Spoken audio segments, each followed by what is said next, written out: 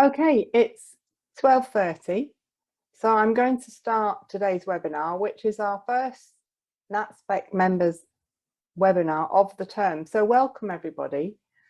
I'm really pleased today to welcome Martin from Linkage College, who's going to be talking about their award-winning practice,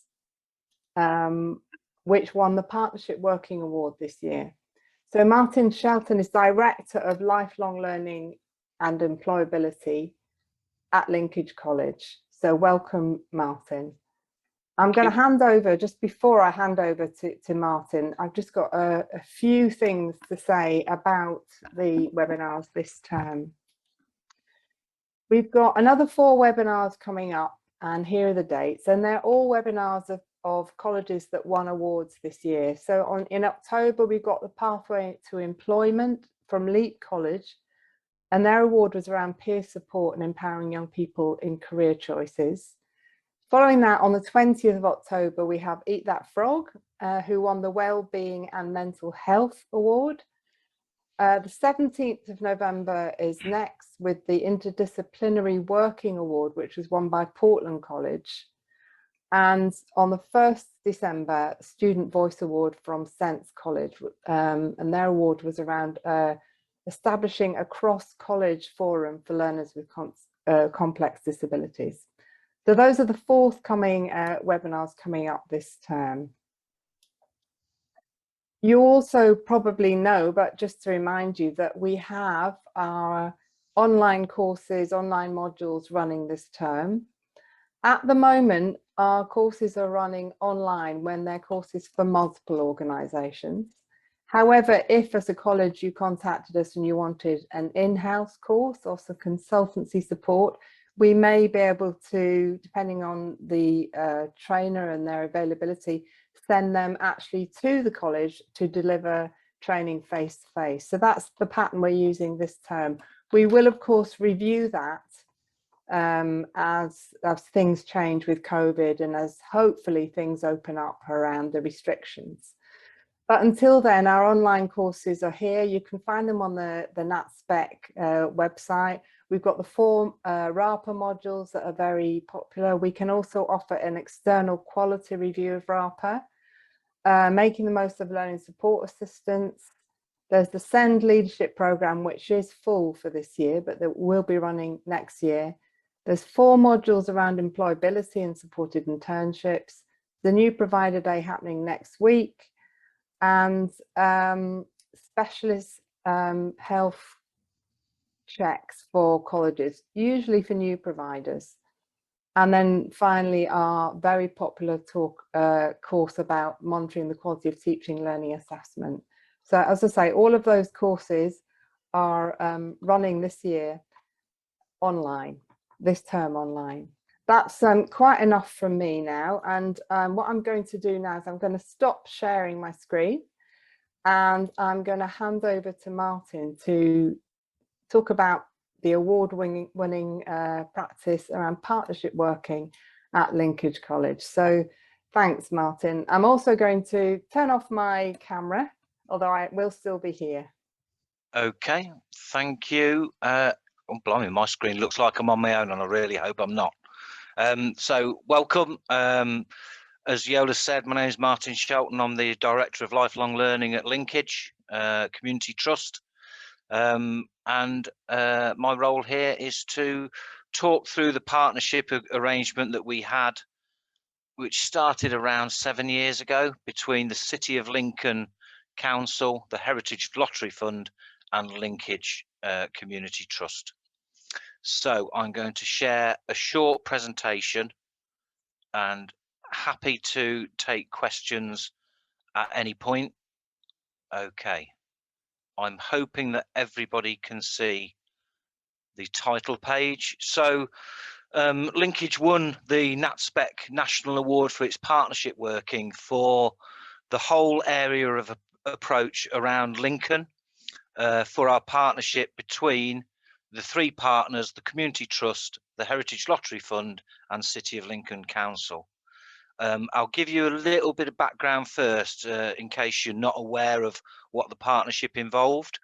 But the partnership was a £4.5 million investment from each of the partners, of which the Heritage Lottery paid 2.25 million, Linkage paid 1 million, the City of Lincoln Council paid £1 million, and £250,000 was raised with fundraising activities. Around Booton Park, which is about 2 miles outside of Lincoln city centre, the trust already had some community supported living accommodation on the very edge of the park, which consisted of 8 bungalows and 6 flats in a supportive environment where our clients mixed with local residents on a daily basis and enjoyed the fruits that the park had to offer. The partnership was probably the first that the Heritage Lottery had been involved with that involved a post-16 education provider as well as a city council, and it was an interesting learning curve for all 3 partners, I think it's fair to say. The initial bid to the Heritage Lottery Fund was around 5 years before the build started taking place, so it was quite a historic bid when the CEO joined Linkage, which was about 6 months before me, and then I joined. So we had the bid accepted probably about 4 months after I joined. So the CEO had been there 10 months, I'd been there around 4 months. So this historical bid to the HLF was really on ice for quite some time. Then we had notification that the bid had been successful and it was all systems go, which was a bit of shock because neither the CEO or myself had ever seen the bid or knew what it contained. So we then had, from the bid being accepted, around 18 months to build. And the project consisted of a mix of new build accommodation, which was in the format of a fully functioning commercial cafe and a glass house or massive greenhouse, and a renovation element, which was an old stable block converted into an education centre. So it was quite a mixed build project of restoration and new build. The area adjacent to the park where the cafe and glass house were to be built was actually owned by Linkage, so we owned the land, which brought its own interesting issues later on in the project, but I'll come back to that later. So from the initial bid, there were 5 years from the initial bid being submitted, then we had 18 months to build, and we're now in the 4th year of cohort of learners at Linkage. Currently, there are 47 learners enjoying their education and training at the Lincoln campus. The project was managed by an external project manager right from the outset of the bid being approved. Project management was one of the elements of funding attached to the bid, and it was useful to have an independent project manager who oversaw all the building plans, etc., and had a real clear view of what should be accomplished by when in terms of the build and the project itself. We had monthly project meetings, as you'd expect, but many of those were taken with a dialogue in terms of us all understanding each other and understanding each other's needs coming out of the project. So, for example, when we started to look at the building plans of the initial bid, that involved a science lab. There was no staff room. There was no student social space. The reception area in the education block was designed for the public to come in and look at a whole series of information around the restoration of the park, the historical family that lived there, the Ellison family, and all that kind of thing. And there was absolutely no safeguarding focus. So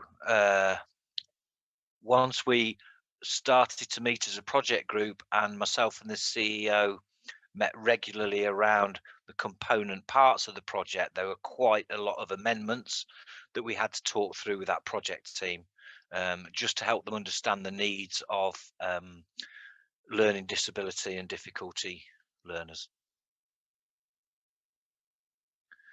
So, key outcomes of the project from each of the three partners' perspectives was to create the new college campus in Lincolnshire.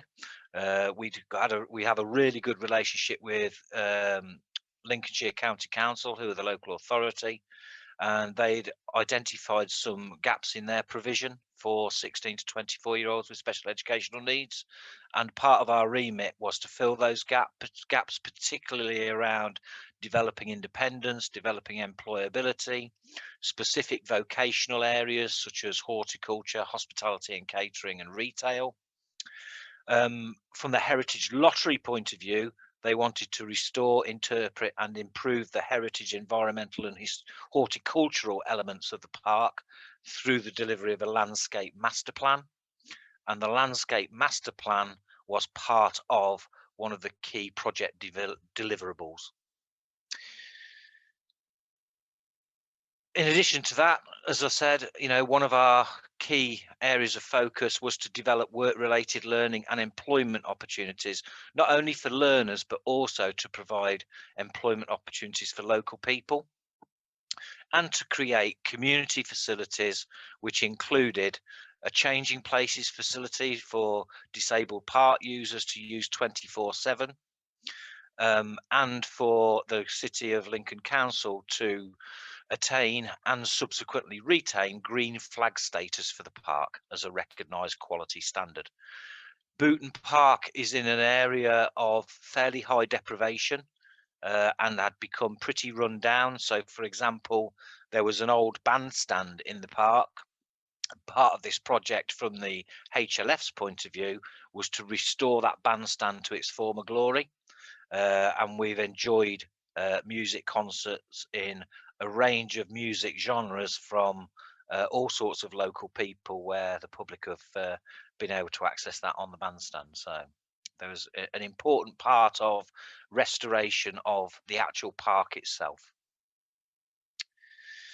So in terms of the elements of success around the project, it was very clear that we needed to have a relationship that was based on openness and transparency.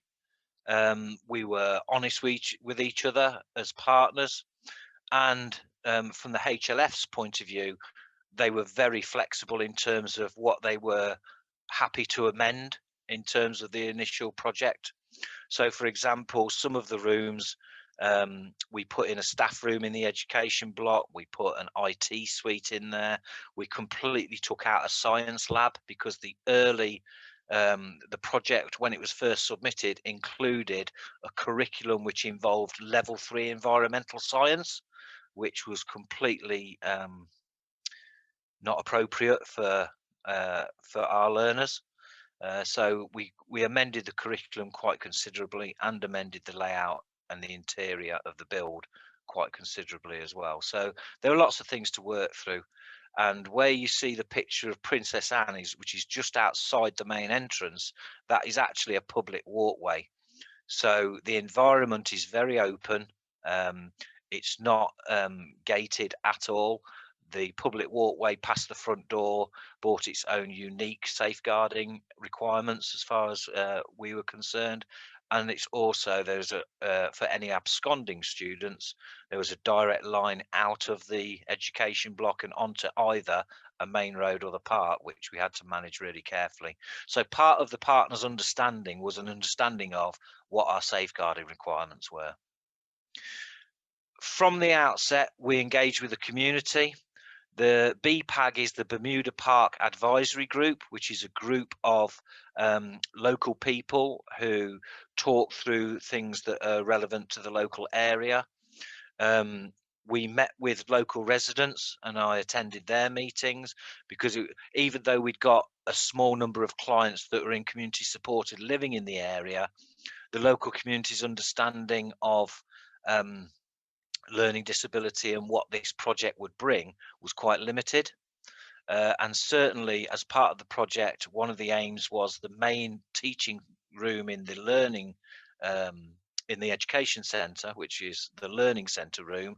The expectation was that the local community groups, clubs, those sorts of people could hire that room at no cost, and it would become a real local community centre for different groups to meet. So that was another part of ensuring that the community understood what we were doing and why we were doing it, because actually there were facilities there for them to use.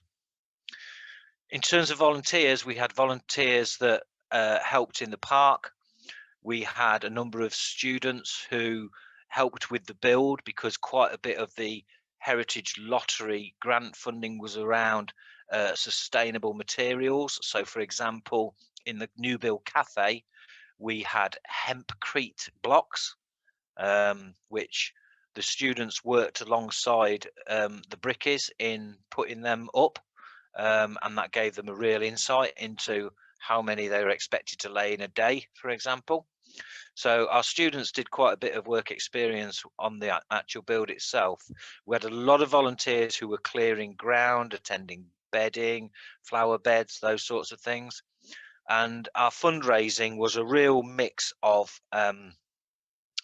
individual donations. We had dinner dances that involved the local community. We had golf days that involved the local community. In any way that we could raise the £250,000 worth of fundraising, we did. And the Booton Park Action Group were instrumental in identifying the kinds of activities that the local community would want to engage in order to raise that money. So that was really positive. It was also important that we had some very clear and agreed project deliverables for each partner, because to make it a balanced partnership, obviously there has to be the right level of what you're going to get out of it for each partner. And we felt we'd got that. And as you saw from my previous slide, you know, the deliverables, I'll be able to say it soon, of that partnership agreement were pretty well split between the three contributing partners.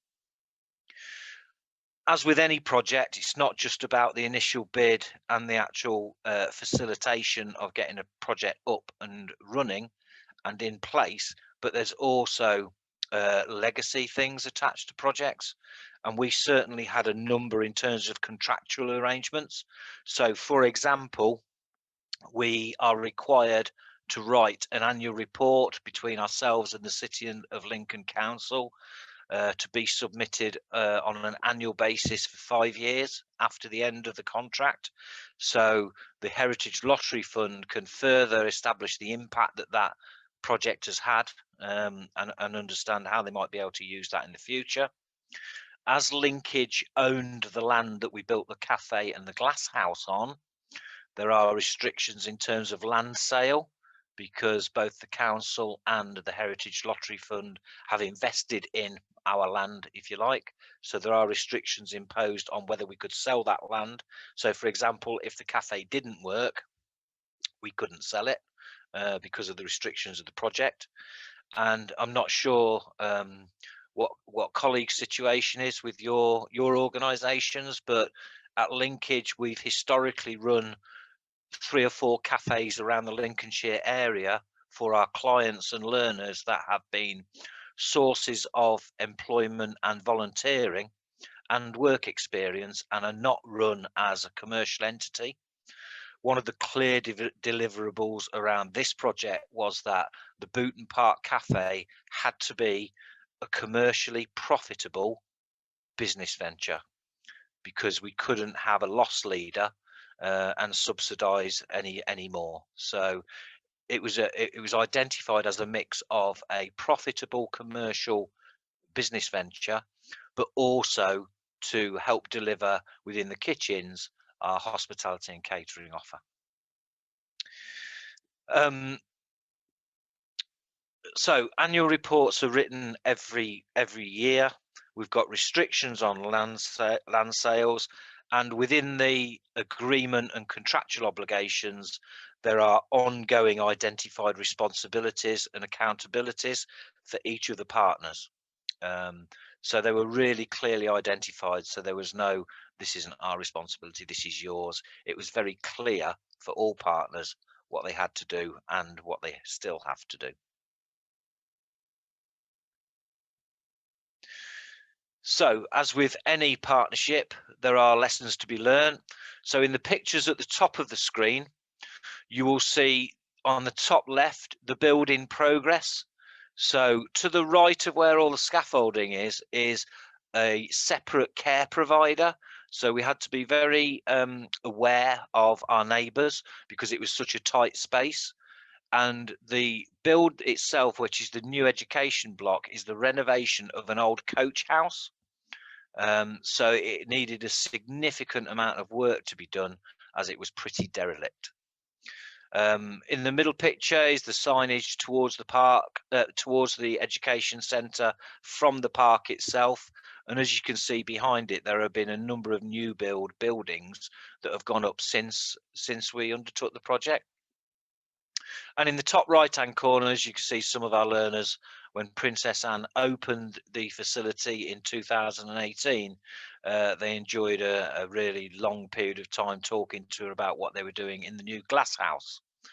And if you have a look behind the glass house where the shed is, if you can see that, our plans going forward are that we have a small animal care provision there, because my original idea when we changed some of the curriculum was that the glass house became a mini garden centre, which is what it is.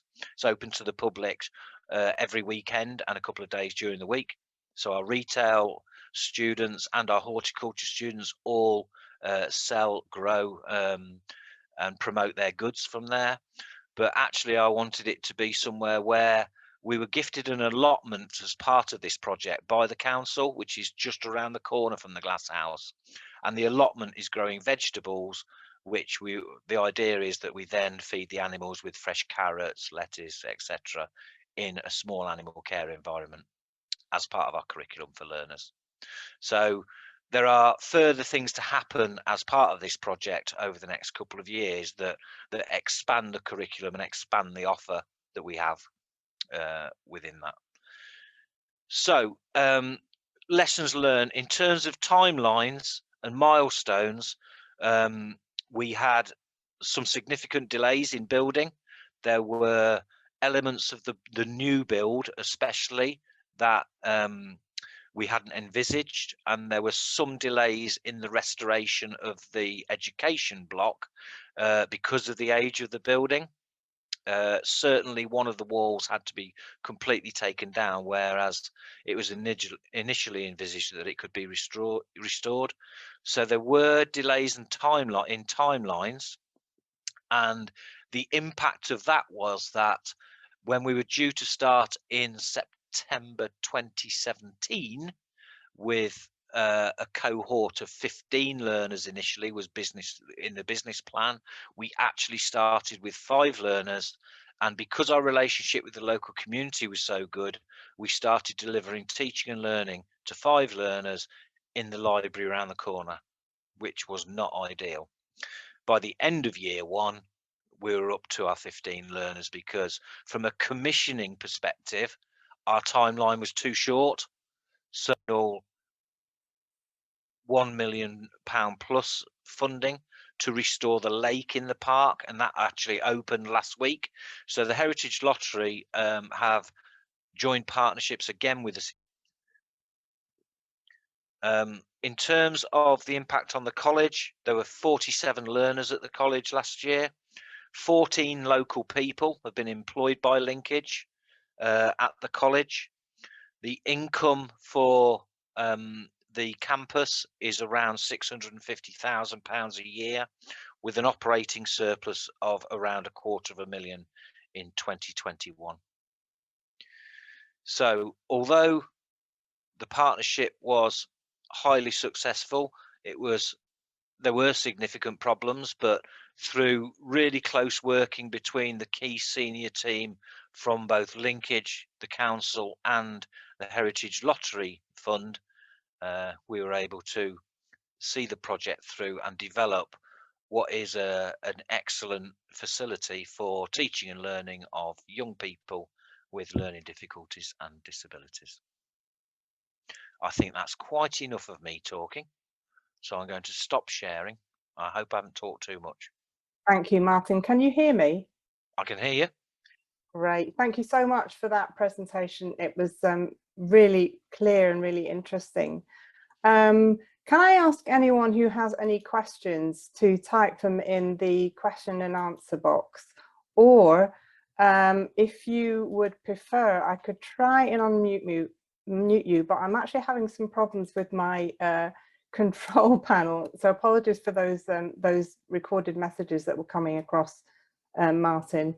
That's okay. Don't worry. If anyone's got any questions, put them in the Q&A panel and or in the chat, and Martin will be able to see those and answer them.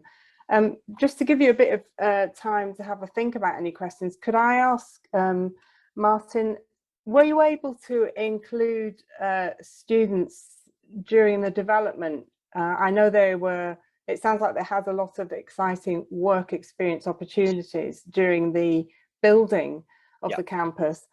How or were you able to include them around consultation around design, for instance, and asking them to try things out as you were developing the campus? Yeah, so we engaged the students as soon as we'd been commissioned them. So from the outset, the students, because the building was unfinished, and particularly their social space hadn't got any plan to it other than general painting, they decided, the students led the design in terms of the colour scheme of the campus. The students led the design of what they called the Aspire area, which they felt was a much posher word than a common room. So they created the actual the Aspire area. They had a vote on what they wanted in there, so they had a mix of settees, soft furnishings, tables to sit and eat their lunch in. We were donated Wii games and PlayStations from parents. And they had the biggest debate that they actually had was the debate between a foosball table and a pool table. And the foosball table won. So every Friday when and still happens every Friday, the students take on the staff as part of a maths lesson at foosball. So they're keeping score, they're keeping time, all part of the last hour on a Friday of their mathematics. So they actually designed quite a lot of the campus, as it turned out, including the colour scheme that went throughout the campus, which is they wanted somewhere that wasn't too cold looking and was quite soft in terms of how the decor looked. So they actually chose a light grey blue colour, which they felt was incredibly calming, and actually it's proved that way. That we've actually adopted that colour in every one of our campuses now. So yeah, they were involved a lot, as were their parents. Thank you. That all sounds really exciting. And I suppose some of those students are now moving through their courses and feeling quite at home in the new campus. Yep. Yeah. So we had last year, we had our first cohort of graduates, of which a couple of them went into paid employment. One of whom did his work experience at Lincoln Cathedral, and because of his retention of knowledge, especially in terms of historical dates, he's actually a tour guide at Lincoln Cathedral now, because he doesn't have to read anything. He knows all of the dates in history off by heart. So he did his work experience at Lincoln Cathedral and got paid employment. Obviously, a new campus in a new area, we had to think about starting some things from scratch in terms of engaging employers, creating work experience opportunities, creating employment opportunities. And certainly within Lincolnshire, one of the main employers that we were engaged with initially was Gelders, the building merchant. And Gelders not only build houses, but they had £120,000 a month Amazon income. So for some of our learners, in terms, so they were basically selling tools and kind of building tools and things. So for some of our learners, their work experience was not only around building trade, it was also around administration, their finance department. A number of them were in the warehouse. So for some of our learners, it was really suitable that they did a job that was very repetitive, because they could achieve that really easily. So some of the students were doing the packing in terms of the Amazon things, because they have to be packed in exactly the same way for exactly the same piece of tools or machinery. So we had to start from scratch in terms of engaging employers. But Gelders, the chief exec of Gelders was a very dedicated individual in terms of supporting training, particularly around apprenticeship training. So he was very open to taking on some of our learners, one of whom got a permanent job with the organisation, tending their grounds, because Gelders was set on quite a large area of ground, and there was a lake there and all sorts. So we had some horticulture students who were employed there as well. Thank you. Martin, can you see the question and answer panel? I can. I've got no open questions in there. So is that right? I unfortunately am having problems seeing the panel, but I know there are people listening. So if anyone has any questions, please type them in there, and Martin can answer them. I don't know what's gone wrong with my screen. I can see just a blank box and nobody's questions, but you can see anything. Yeah. You can see them, can't you, Martin? Yeah, I mean, at the minute it just says no open questions. So okay. If somebody wants to put a trial question in, that would help. Yeah, that's a good idea. Just going back to the project management role, was that a full-time role? You had an independent project manager. Was that a full-time role over the 18 months? Yes. Yeah. And I'm assuming that was absolutely critical to the success of this work.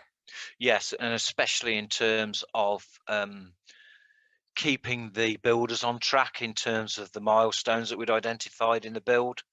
I mean, we were fortunate when they were building because the weather was quite good. It wasn't a particularly harsh winter, but they did have some site problems, which the project manager actually based herself in the site office for about the final 6 to 8 months of the project,